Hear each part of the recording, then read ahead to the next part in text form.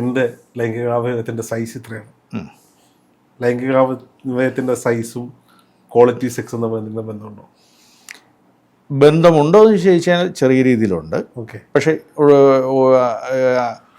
അപ്പുറത്തെ സൈഡ് നോക്കി കഴിഞ്ഞാൽ അതിന് പ്രത്യേകിച്ച് ഇതുമില്ല. അപ്പം അതായത് ഉണ്ടോ എന്ന് വെച്ച് കഴിഞ്ഞാൽ ഒരു ശരിയായ ഒരു പെനിട്രേറ്റീവ് സെക്സ് നടത്തണമെങ്കിൽ ഒരു മിനിമം സൈസ് ആവശ്യമാണ്.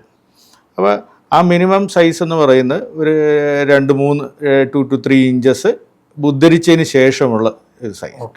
അപ്പോൾ ആ സൈസാണ് പെനിട്രേറ്റീവ് സെക്സ് നടത്താനായിട്ട് ആവശ്യം.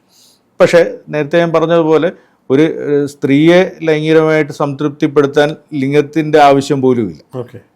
അപ്പോൾ ആ ഒരു പെനിട്രേറ്റീവ് സെക്സിൽ ഈ പറഞ്ഞ പോലെ സൈസിന് മിനിമം സൈസ് ഒരു 2 to 3 ഇഞ്ചസാണ് നമുക്ക് ആ ഒരു ശരിയായ രീതിയിൽ പൊസിഷനിങ്ങും ഇതെല്ലാം ആവശ്യം.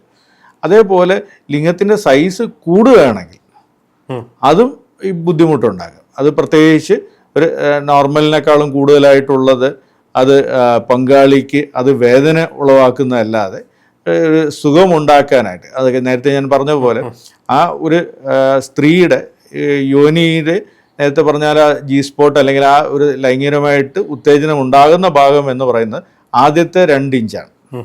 അപ്പോൾ ആ 2 ഇഞ്ചിന് അപ്പുറത്തേക്ക് എത്ര സൈസുള്ള ലിംഗമായാലും അതുകൊണ്ട് പ്രത്യേകിച്ച് ഒരു ഉത്തേജനം സ്ത്രീക്ക് കിട്ടില്ല.